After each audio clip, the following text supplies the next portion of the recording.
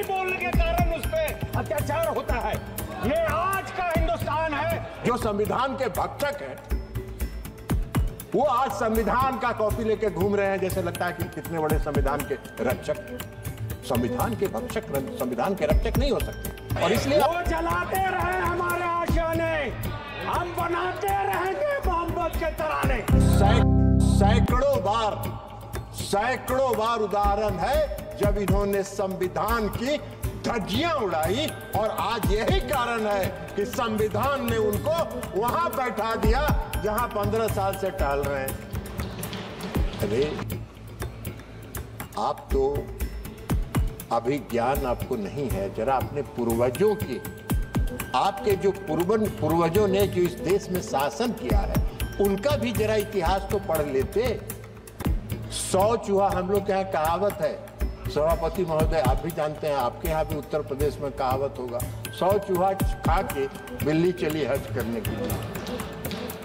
पूरे शासन काल में आपने संविधान की धज्जी उड़ाई, और संविधान की धज्जी उड़ाने के बाद जो संविधान के भक्षक हैं वो आज संविधान का कॉपी लेके घूम रहे हैं, जैसे लगता है कि कितने बड़े संविधान के रक्षक। संविधान के भक्षक संविधान के रक्षक नहीं हो सकते, और इसलिए आप आज वहां बैठे हैं। आपको संविधान की प्रति लेके घूमने का हक नहीं है, और जब आप संविधान की प्रति लेके घूमते हैं तो इस देश की जनता हंसती है। मैं हिंदुस्तान का एक प्राउड मुस्लिम हूँ, और मुझे शुक्र है कि बाबा साहब अम्बेडकर ने और हमारे पूर्वजों ने एक बेहतरीन तोहफा दिया है, और वो तोहफा है कॉन्स्टिट्यूशन ऑफ इंडिया, जिसके वजह से आज हम अपने आप को महसूस समझते हैं, महफूज समझते हैं। लेकिन जो ये मौजूदा सरकार पिछले 10 सालों से चल रही है, हमारे और हमारे साथियों के साथ जो अन्याय हो रहा है वो बर्दाश्त के काबिल नहीं है। अब इन्होंने अपनी सुविधा के लिए इस देश में संविधान में धारा 356 का प्रावधान, मतलब इसका इस्तेमाल विशेष परिस्थिति में ही किया जाना चाहिए। इन्होंने कैसे किया? इनका इतिहास है, इन्होंने किया। पंडित जवाहरलाल नेहरू जी ने 7 बार किया 356 धारा का इस्तेमाल। इंदिरा गांधी ने किया 51 बार, 51 टाइम धारा 356 का इस्तेमाल। राजीव गांधी जी के शासनकाल में 6 बार इसका इस्तेमाल हुआ। पीवी नरसिंह राव के समय में इसका 11 बार इस्तेमाल हुआ, और डॉक्टर मनमोहन सिंह की सरकार में 12 बार हुआ। अब डॉक्टर मनमोहन सिंह जी की सरकार ने तो जो बिहार में किया था 2005 में, वो तो अभूतपूर्व है। ये संविधान की रक्षा की बात कर रहे थे, संविधान की बात कर रहे हैं।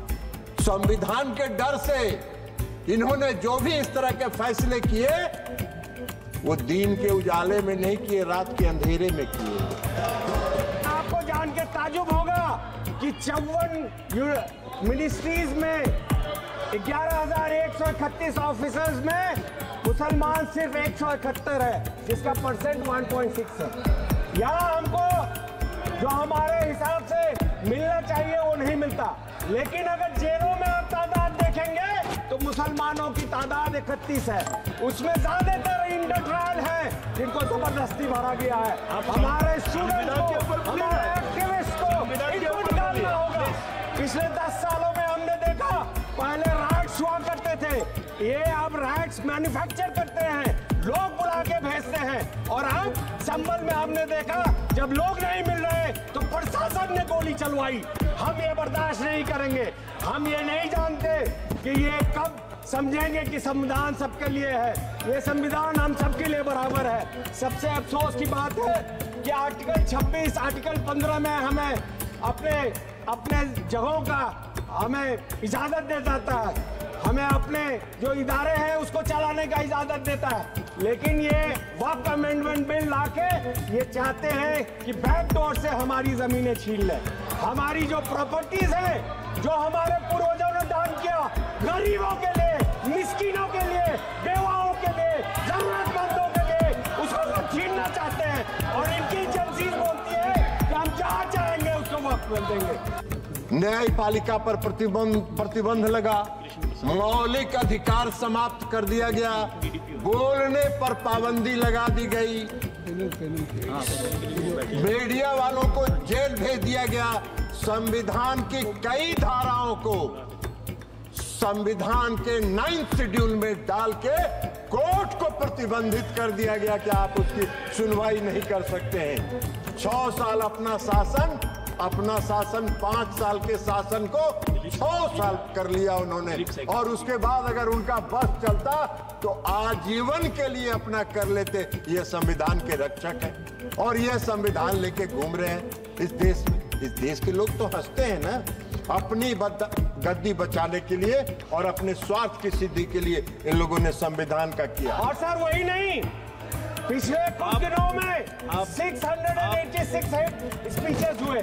आपको जान के ताज्जुब होगा सर। किसको लात मारा आप बताए, तथ्य दीजिए, किसको कहा लात मारा, तथ्य दीजिए। हम देंगे सर। नमाज पढ़ते वक्त दुनिया ने देखा, ताज्जुब है आप छुप गए देखने के लिए। सर 686 हेट क्राइम्स हुए हैं पिछले वारदात, लेकिन उनमें से हेट मॉन्गर्स के खिलाफ कुछ भी नहीं किया इस मौजूदा सरकार ने। और किसके खिलाफ कर रहे हैं कार्रवाई? उनके खिलाफ जो विसल ब्लोअर हैं, उनके खिलाफ जो न्यूज देते हैं, सोशल मीडिया कहता है। मीडिया तो बिका हुआ हम सब जानते हैं, इन्हीं के कंट्रोल में है। लेकिन और वही नहीं, हमारे ट्राइबल्स के खिलाफ उनकी जमीनें, उनकी फॉरेस्ट छीनी जा रही हैं। 10,000 से ज्यादा केसेस दिए गए उनके। बिहार में जब 2005 में सरकार बन रही थी, फरवरी के चुनाव के बाद,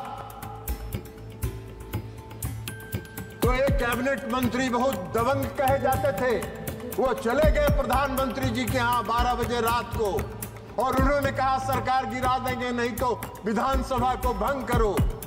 4 बजे भोर में कैबिनेट की मीटिंग हुई, महामहिम राष्ट्रपति मॉस्को में थे, फैक्स पर भेज के उनसे दस्तखत करवा के मंगवाया गया, और जब सूर्योदय हुआ तो बिहार में राष्ट्रपति शासन लग गया। अब यही तो काम है, यही तो काम किया इन्होंने, दिन के उजाले में नहीं किया। इमरजेंसी भी जब लगाया इन्होंने इस देश में, तो 12 बजे रात में सभी कैबिनेट मंत्रियों को बुलाकर दस्तखत कराया गया और सुबह इमरजेंसी की घोषणा कर दी गई। संविधान की बात कर रहे हैं, संविधान की रक्षा की बात करते हैं। सत्ता में बने रहने के लिए, सत्ता में बने रहने के लिए और अपने स्वार्थ के लिए इन्होंने संविधान की धज्जियां उड़ाई, संविधान का को तार तार किया, संविधान निर्माताओं की आत्मा को इन्होंने कलंकित करने का काम किया। यह काम इन्होंने किया। आप आरोप लगाते हैं प्रधानमंत्री नरेंद्र मोदी जी। प्रधानमंत्री जी नरेंद्र मोदी जी जब शपथ लेने जाते हैं तो नतमस्तक होकर संविधान का नमन करते हैं, और तब सब शपथ लेते हैं और शपथ के मुताबिक सबका साथ, सबका विश्वास, सबका प्रयास और सबका विकास, इस मूल मंत्र के साथ इस देश के निर्माण में लगे।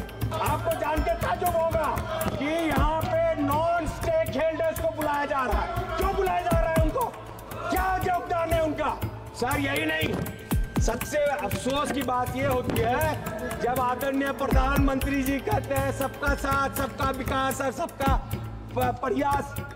किशनगंज सर सबसे डिप्राइव्ड एरिया हिंदुस्तान का। हिंदुस्तान की जीडीपी $2600 है, और 5% लोगों का अगर इनकम हटा देंगे तो हमारी जीडीपी है 1100 per capita, sorry $1100, which is lower than the sub Saharan desert countries. और वहां पे बिहार का लाया जाए तो $750 है। तो आप अंदाजा लगाइए, और उसमें भी सबसे पिछड़ा इलाका है जो किशनगंज और सीमांचल है। पिछले 12 साल से मैं गुहार लगा रहा हूँ। आदरणीय मंत्री एजुकेशन जी, होम मिनिस्टर अमित शाह जी के पीछे बैठे हैं, पूछिए उनसे कितना दर्जनों बार हमने गुहार लगाई। जो यूपीए सरकार ने, मनमोहन सिंह जी ने, सोनिया गांधी जी ने तोहफा दिया, आप उसमें अभी तक क्यों फंड नहीं दे रहे? मोदी जी तीसरी बार आए हैं, चौथी बार आएंगे, आपका नामो निशान कुछ दिन में समाप्त हो जाएगा। अभी हुआ है ना, अभी हरियाणा में, महाराष्ट्र में और जम्मू एंड कश्मीर में क्या आपका हासिल हुआ? कांग्रेस पार्टी का क्या हासिल हुआ? तो आपका हश्र आगे भी यह होता रहेगा। लेकिन अभी भी सुधर जाइए और संविधान का प्रति लेके मत घूमिए। कम से कम आप आदरणीय प्रधानमंत्री नरेंद्र मोदी जी ने इस देश के गरीबों के लिए, अति पिछड़ों के लिए जो काम किया है, इस देश के गरीबों के लिए, उसका सकारात्मक प्रचार करिए और उसकी प्रशंसा करिए, तभी आपको कुछ कल्याण होगा, अन्यथा आपका कुछ होने वाला नहीं है। इसलिए संविधान में तो साहस दिया ही है, और संविधान ने अगर साहस नहीं दिया होता तो हम लोग इमरजेंसी में इतना झेलते कैसे? आपकी प्रताड़ना को हम लोगों ने झेला तो यह संविधान ने ना हमको साहस दिया था, और उस संविधान में हम लोगों ने झेला तो ये संविधान ने दिया है। लेकिन आपने कभी झेला नहीं है। आप समझती हैं कि सोना का चम्मच लेके हम लोग पैदा हुए हैं इस देश में शासन करने के लिए। देश की जनता ने कहा कि आप विपक्ष में बैठने के लायक हो, वहीं बैठते रहो, वहीं आनंद करते रहो। आज हमसे डिस्क्रिमिनेट किया जा रहा है, हमारे लोगों को पब्लिकली अब्यूज किया जा रहा है, हमारे साथ लिंचिंग की जा रही है, मारा जा रहा है, हमारे बुजुर्गों को दाढ़ी से नोचा जा रहा है, हमारे लोगों को नमाज पढ़ते हुए लात मारी जा रही है, हमारी जमीनों को छीनी जा रही है, हमारी दरगाहों पे कब्जा की जा रही है, हमारे बच्चों से एक ऐसा शब्द बुलवाना चाहते हैं जो नहीं बोलते, और नहीं बोलने के कारण उस पर अत्याचार होता है।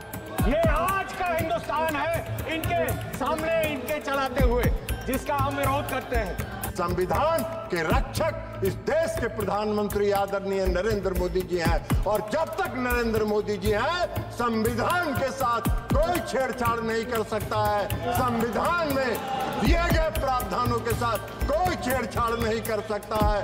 आप लाख दिग्भ्रमित करते रहे, इस देश की जनता दिग्भ्रमित नहीं होने वाली है। तो चलाते रहे हमारे आशियाने, sir we are together in JPC, वो चलाते रहे हमारे आशियाने, हम बनाते रहेंगे मोहब्बत के तराने।